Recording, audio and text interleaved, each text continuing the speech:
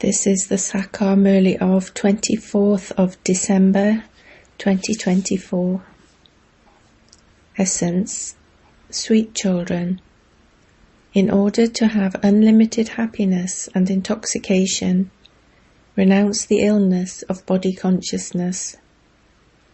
Have loving intellects and reform your behavior. Question: which children cannot have any wrong intoxication of this knowledge? Answer: those who accurately know and remember the Father, those who praise the Father from their hearts and pay full attention to this study are the children who can never have any wrong type of intoxication of this knowledge. Those who consider the Father to be ordinary are unable to remember him. If they remembered him, they would definitely write to him and give him news of themselves. When a child doesn't write to Baba and give him news, the Father wonders whether that child has become unconscious. Om Shanti. The Father sits here and explains, children, when a new person comes, first of all give him the introduction of the two Fathers, the limited and the unlimited. The unlimited Father means the Father of unlimited souls. Each human soul has a separate, limited Father. Not everyone will imbibe this knowledge to the same extent. Some only imbibe 1% of it, whereas others imbibe 95% of it. It is all a matter of understanding. There will be the sun and moon dynasties. There will be the king, the queen, and the subjects. There will be all kinds of people as subjects. Subjects means subjects. The Father explains that this is a study that each of you studies according to your intellect. Each of you has received your own part to play. To whatever extent you imbibed this knowledge in the previous cycle, to that extent you will imbibe it now. However much anyone studies cannot remain hidden. You receive a status according to how much you study. The Father has explained that you will have to take an exam later on. You cannot get transferred without taking an exam. You will come to know everything at the end, but you can understand even now what status you are worthy of receiving. Although you all raise your hands out of embarrassment, each of you can understand whether you could possibly become that. Nevertheless, some of you raise your hands. This is called ignorance. The Father very quickly understands that worldly students have more sense than you do. They know when they're unworthy of receiving a scholarship that they won't pass. They're able to understand how many marks they will receive in whatever subject the teacher teaches them. They wouldn't say that they will pass with honours.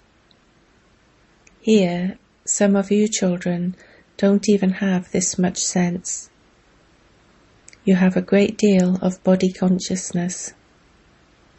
You have come here to become like them, the deities. Therefore, your behavior also has to be like theirs. The Father says, there are those whose intellects have no love for the Father at the time of destruction, because they do not love the Father accurately. The Father has explained to you children the accurate meaning of having an intellect that has no love at the time of destruction.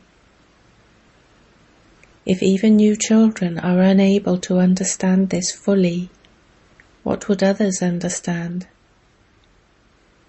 To remember the Father is an incognito matter, but how much you study is not incognito. All of you are number-wise in studying. You do not all study to the same extent. Baba understands that some of you are still babies. Sometimes you don't even remember such an unlimited Father for 3 or 4 months. How could Baba know that you are remembering him if you don't even write a letter to the Father, telling him how you are progressing and what service you are doing? The Father has so much concern for you children. He wonders, has that child become unconscious? Has that child died? Some write wonderful service news to Baba, in which case the Father understands that those children are still alive. Serviceable children can never remain hidden.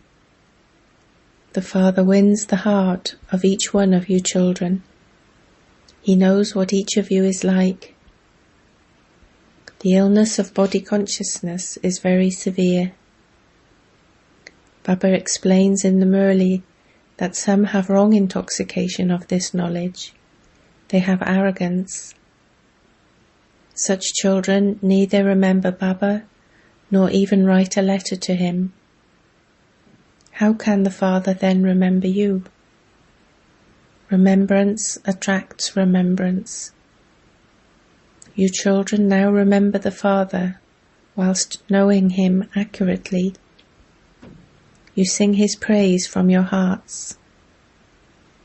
Some of you children consider the Father to be ordinary, and so you don't remember him. Baba doesn't display any great pomp, etc. God speaks, I teach you Raja Yoga in order for you to attain the sovereignty of the world. However, you don't seem to realize that you are studying with the unlimited Father in order to claim the sovereignty of the world. If you had this intoxication, your mercury of unlimited happiness would always remain high. Those who study the Gita say that Sri Krishna spoke the words, I teach you Raja Yoga. But they wouldn't have the happiness of attaining a kingdom. When they finish studying the Gita, they go to their businesses. It is now in your intellects that the unlimited Father is teaching you. This would not enter their intellects. Therefore you must first of all give the introduction of the two Fathers to anyone who comes.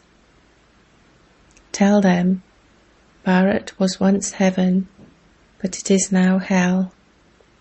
This is now the Iron Age. It would hardly be called heaven. You can't claim to be in both the Golden Age and the Iron Age at the same time.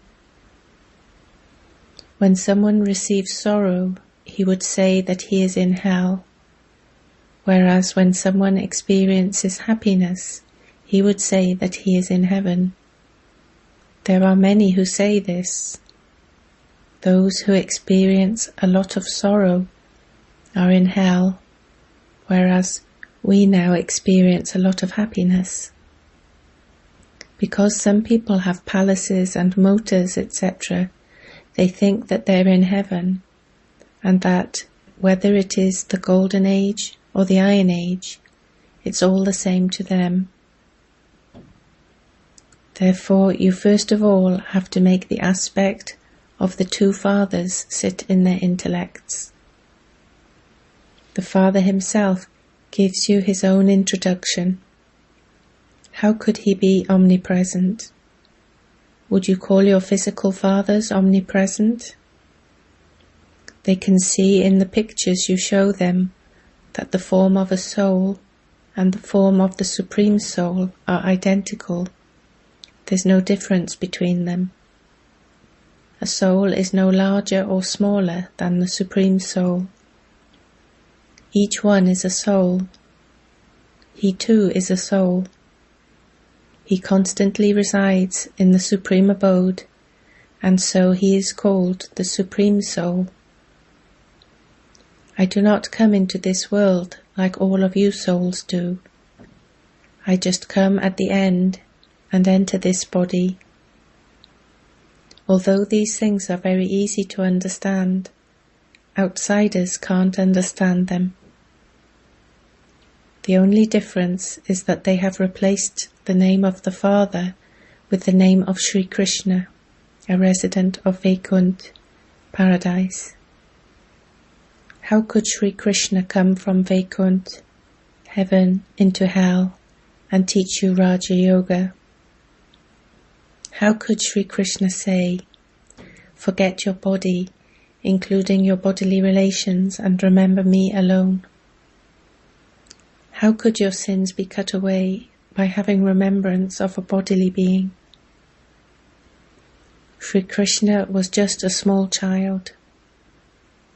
Just look at the contrast between him and myself when I enter the old body of an ordinary human being. There is so much difference. Due to this one mistake, every human being has become impure and poverty-stricken. Neither am I omnipresent, nor is Sri Krishna omnipresent. A soul is omnipresent in each body. I do not even have a body of my own. Each soul has his own body. Each body is given a different name.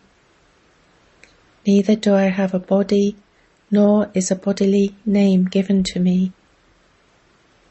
I take this old body and change his name to Brahma.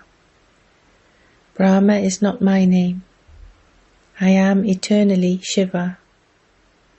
I alone am the bestower of salvation for all. It is not souls who are called the bestower of salvation for all. Does the Supreme Soul ever become degraded? Only souls become degraded, and only souls receive salvation from the Father. You must churn the ocean of this knowledge and think about all of these things. Otherwise, how would you be able to explain them to others? However, Maya is so powerful that she doesn't let the intellects of you children progress. Some of you waste your time gossiping throughout the day. In order to pull you away from the Father, Maya exerts great force on you. Some children break away because they don't remember the Father. Their stage doesn't become unshakable or immovable. The Father raises you up again and again, and then Maya continues to knock you down. The Father says, "You must never be defeated. This match happens every cycle. It is nothing new. You will definitely become conquerors of Maya by the end. Ravan's kingdom has to end, and we will then rule in a new world. We have become conquerors of Maya every cycle. We have ruled in a new world countless times." The Father says, "Keep your intellects constantly busy, and you will remain constantly safe." This is what is known as being a spinner of the discus of self-realization. There is no question of violence in this. Only you Brahmins can be called spinners of the discus of self-realization. Deities cannot be called spinners of the discus of self-realization. There is a great difference between the customs and systems of this impure world and those of the deities. It is the residents of the land of death who call out to the Purifier Father, Come and purify us impure ones. Take us to the pure world. It is in your intellects that 5,000 years before today there used to be a pure new world which was called the Golden Age. The Silver Age wouldn't be called a new world. The Father has explained that that is first class and the other is second class. You should imbibe every aspect very well, so that anyone who comes and listens to you becomes amazed. There are many who become amazed, but they do not have the time to make effort because they have heard that they definitely have to remain pure. It is the vice of lust that makes human beings impure. By conquering it, you become conquerors of the world. However, it is as though vice is a treasure for them, and this is why they don't even speak of it. They simply say that you must control your mind. Only when your mind is not in a body can it become free from thoughts. Your mind cannot become free from thoughts otherwise. You receive a body in order to act. Therefore, how could you stay in the Karmatit stage? The Karmatit stage is said to be the stage of a corpse. To be a living corpse means to become detached from your body. The Father is teaching you a study of how to become detached from your bodies. You souls are distinct from your bodies. You souls are residents of the Supreme Abode. When you souls enter bodies, you are called human beings. Each of you receives a body in order to act. You leave one body and take another in order to carry on acting. Only when souls are not in bodies can they experience peace. Neither are actions performed in the incorporeal world, nor is there any question of actions in the subtle region. The world cycle only turns here. This knowledge means to know the Father and the world cycle.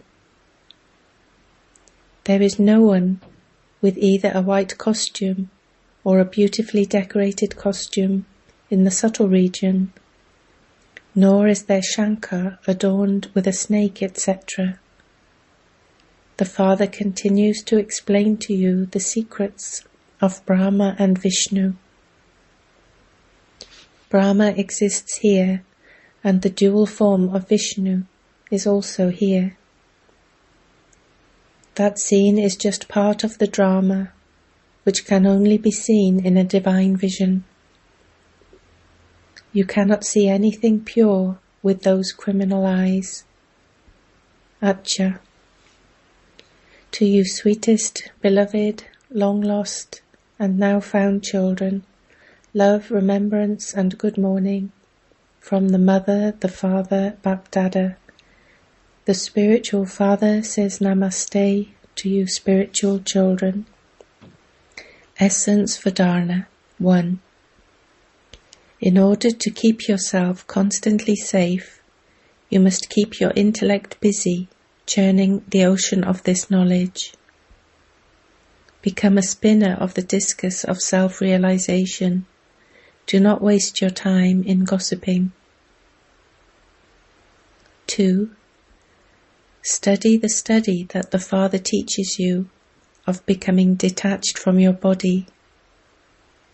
In order to be saved from Maya's force, make your stage unshakable and immovable. Blessing. May you cooperate with everyone and become a practical sample, the same as Father Brahma, who put his aim into a practical form. Father Brahma made himself an instrument, an example, and always put his aim into a practical form. Whoever takes the initiative is Arjuna. He became number one by doing this. Follow the Father in the same way. Become a constant image of virtues with whatever you do in your life. Become a practical sample and enable souls to imbibe virtues easily with your cooperation. This is known as the donation of virtues. To donate means to give your cooperation. All souls now want to see some practical proof and not just hear about everything. Therefore, first make yourself an image of virtues. Slogan: those who dispel the darkness of everyone's disappointments are lamps of knowledge. Om Shanti.